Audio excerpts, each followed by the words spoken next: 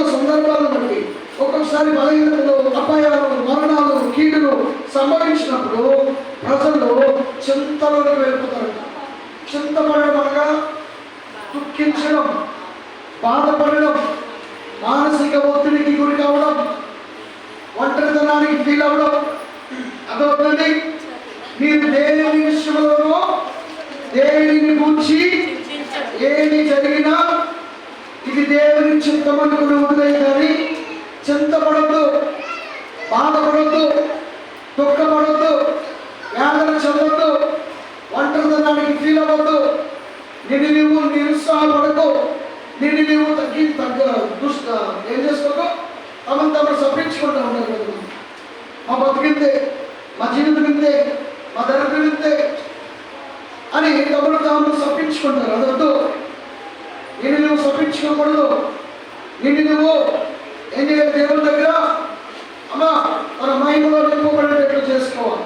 అన్నిటికీ ప్రభువు ఉన్నాడు, అన్నింటినీ చూసుకునే దేవుడు ఉన్నాడు, నాకు తోడుగా ఉన్న ఇమ్మానుయేలు ఉన్నాడు, నన్ను ఆదరించే దేవుడు ఉన్నాడు, నన్ను బలపరిచే దేవుడు ఉన్నాడు, నా మనసును గాయములు కట్టే దేవుడు నాకు ఉన్నాడని నువ్వు నమ్మి సంతోషంగా ఉండడానికి ప్రయత్నించాను. దేవుడికి స్తోత్రం కలిగింది. ఏ విషయంలో దుఃఖపడదు, ఏ విషయంలో చింతపడవచ్చు.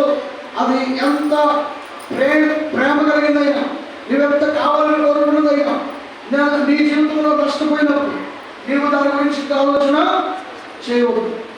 దుఃఖపడద్దు, చింతపడద్దు, వేదన చెందొద్దు, బాధపడద్దు. ఈ నూతన సంవత్సరంలో దేవుడు నిన్ను ఏం చేస్తున్నాడో ధైర్యపరుస్తున్నాడు. నేను సంతోషంగా ఉంచు, నిన్ను ఆనందింప చేయాలి, నిన్ను తన యొక్క మహిమలో నడపాలి. కృతజ్ఞతాస్తుతులు చెల్లించే బిడ్డగా మీరు ఉండాలని ప్రభువు తెలియజేస్తున్నాడు. దేవునికి స్తోత్రం కలిగింది. ఏం చేయాలంట? అన్ని విషయాలలో కృతజ్ఞత స్తుతులు చెల్లించు, ప్రార్థన విజ్ఞాపనములతో ఏం చేయాలంట? కృతజ్ఞతాపూర్వకంగా నీ విన్నపములు ఎవరు తెలియజేయాలి? దేవునికి తెలియజేయండి. జనాలకి ఏమవుతుందంటే ఏదన్నా అవసరమైతే ప్రజల దగ్గర చెప్తాను, ప్రజల దగ్గర చెప్పకూడదు. నువ్వు ఎవరి దగ్గర చెప్పాలి? దేవుని దగ్గర చెప్పాలి. ప్రజల దగ్గర చెప్తే అది నీకు రాదు.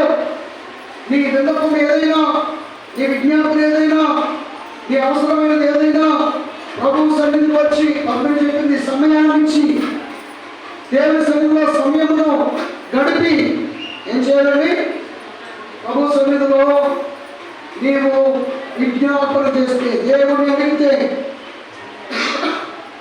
ప్రభా నాకు ఇది కావాలి, ప్రభా నాకు అప్పులు ఉన్నాయి, నాకు కష్టాలు ఉన్నాయి, నాకు వ్యాధులు ఉంది, నాకు బాధలు ఉన్నాయి, నాకు దుఃఖం ఉంది, ప్రభా కన్నీరుతో నింపబడిపోతున్నాను, ఒంటరితనంతో ఉన్నాను, నాకు అభివృద్ధి లేదు, నాకు ఆశీర్వాదం లేదు, నాకు విజయం లేదు, చేస్తూ ఉన్నాను, ప్రభా నాకు సహాయం చేయి అని చెప్పి ప్రభువుకు నీ సమయాన్ని ఇచ్చి ప్రభు సన్నిధిలో నువ్వు గడిపితే, మూల పెడితే, దేవుడు చేసిన మేలును తలంచుకుని నీవు కృతజ్ఞతాస్తుతులు చెల్లిస్తే దేవుడు నీ జీవితంలో గొప్ప కార్యాలు చేస్తాడు.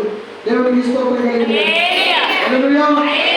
అంటే 136 కీర్తనలో యెహోవా దయాళుడు, ఆయనకు కృతజ్ఞతాస్తుతులు చెల్లించుడి. ఆయన నీ జీవితంలో దయగల కార్యాలు చేయగలవాడు. ఎవరు ఏ అధికారులు నీకు మేలు చేయకపోయినా, సహాయం చేయకపోయినా, మీతో నీ యొక్క అప్లికేషన్ తీసుకోకపోయినా దేవుడి దగ్గర మాట్లాడితే నీ అప్లికేషన్ స్వీకరిస్తాడు, నీ అప్లికేషన్ సెలెక్ట్ చేస్తాడు. నువ్వు ఎదురు చూసేదానికి జవాబిస్తాడు. దేవునికి స్తోత్రం కలిగింది. కాబట్టి దేవునికి ఎప్పుడైతే నువ్వు కృతజ్ఞత తెలియజేస్తావో, దేవుని పట్ల ఎప్పుడైతే కృతజ్ఞత భావం కలిగి ఉంటావో, అప్పుడు ఆయన కృప నిరంతరం ఉంటుంది. హల్లెలూయా. దేవుని కృప నిరంతరం ఉండాలంటే నీవు దేవునికి కృతజ్ఞతలు చెల్లించాలి. దేవుని కృప మనకు నిరంతరము రావడానికి కారణం మన కృతజ్ఞతలు తెలపడం వారని. హల్లెలూయా. ఎవరి జీవితంలో కృతజ్ఞత కలిగి ఉంటారో, కృతజ్ఞతా భావాన్ని కలిగి జీవిస్తారో, దేవుని పట్ల భయభక్తులు కలిగి ఉంటారో,